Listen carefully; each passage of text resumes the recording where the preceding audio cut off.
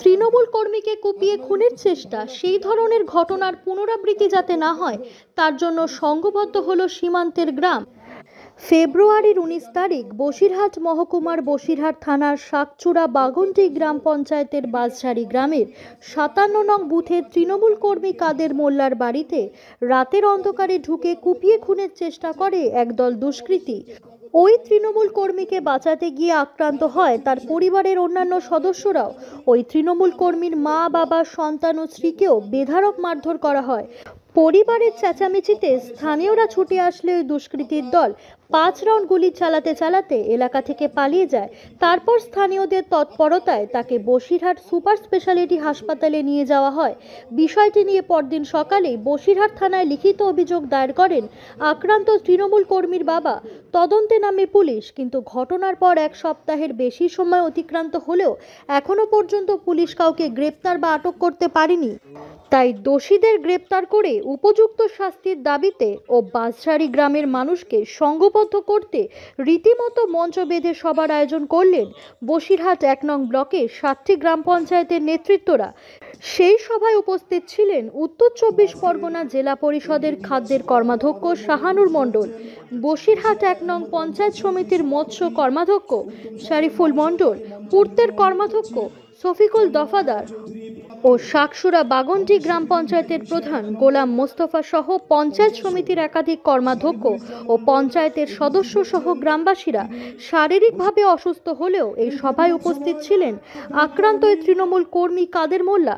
উত্তর 24 পরগনা পরিষদের খাদ্যের কর্মাধ্যক্ষ শাহানুর মণ্ডল বলেন, কিছু বহিরাগত এই গ্রামে এসে গ্রামের এক যুবককে কোপায়। তারপর থেকে গোটা গ্রাম ভীত সন্ত্রস্ত হয়ে পড়েছিল। তাই আমরা তাদের পাশে এসে দাঁড়ালাম। আমাদের লক্ষ্য একটাই, বসিরহাট দক্ষিণ বিধানসভাকে দুষ্কৃতি মুক্ত রাখা।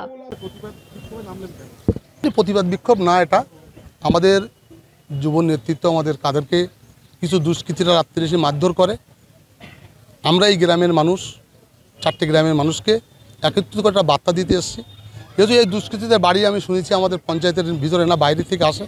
তারা কিছু অসামাজিকমূলক কাজকাম এখানে করে, তার বিরোধিতা করে আমাদের দলের নেতৃত্ব কাদের, তাকে মারধর করে। গ্রামের মানুষ একটা ভীতস্ত হয়ে গিয়েছিল।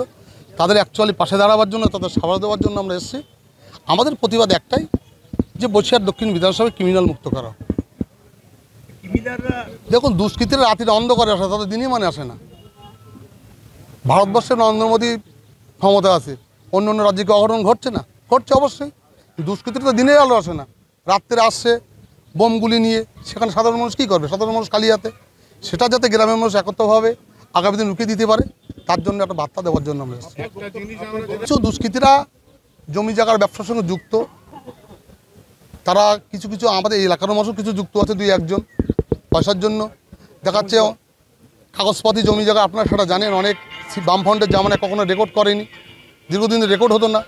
সেটা আমাদের মুখ্যমন্ত্রী আসার পরে রেকর্ড হচ্ছে। বিগত দিনের কিছু রেকর্ড দেখিয়ে কেউ জমি কিনে গায়ের জোরে দখল করতে যাচ্ছে, সেগুলো বন্ধ করার জন্য আমরা বলছি। সিদ্ধান্ত না, কোনো তৃণমূলের সঙ্গে সংঘর্ষ না, কিছুই না। পাশের যারা আমাদের আছে তারাও আমাদের তৃণমূল, আমরা তৃণমূল, এরা সমাজ বিরোধী, এরা তৃণমূলের কেউ না। এরকম খবর নেই, এটা ভুল ধারণা। কারণ সমাজ বিরোধীকে কখন তৃণমূল প্রশ্রয় দেয় না। যারা সমাজ বিরোধী এরা সমাজই বিরোধী। কারণ এখানে আমি তো আগেই বললাম, এখানে কিছু অসামাজিক কাজকাম করতে চেয়েছিল, আমাদের লিডার রুখে দাঁড়িয়েছিল যে আমাদের একলা এসে হবে না। সমাজ বিরোধী যে কাজ সেটা যারা করেছে, কিছু জমি জায়গা কেনার সমস্যা আছে, এই ধরনের আছে। প্রশাসন অবশ্যই পাশে, তারা তো বাড়ির মতন দাঁড়াচ্ছে, খুঁজছে, পাচ্ছে, চেষ্টা করছে। এখনো অ্যারেস্ট হয়নি, কিন্তু প্রশাসন চেষ্টা করছে অ্যারেস্ট করার জন্য। হ্যাঁ, অভিযোগ করা আছে। গ্রামবাসীকে রুখে দাঁড়িয়ে একটা জায়গায় দাঁড়ানোর জন্য করেছি, সাথে সাথে প্রশাসনকে একটা বার্তা দিয়েছি যাতে দ্রুত তাদের অ্যারেস্ট করা যায়। আপনি কি জটিল কিছু সমস্যায় ভুগছেন? সমাধান পেতে চান? যোগাযোগ করুন প্রখ্যাত জ্যোতিষ ও তান্ত্রিক মনসারাম ভট্টাচার্যের কন্যা মনসা কন্যার সাথে। প্রখ্যাত জ্যোতিষ ও তান্ত্রিক মনসা কন্যা হাওড়া জানবাড়ি ও হাতিবাগানের নিজস্ব মন্দিরেও বসেন। যোগাযোগ 9830106967 আর 9239655323।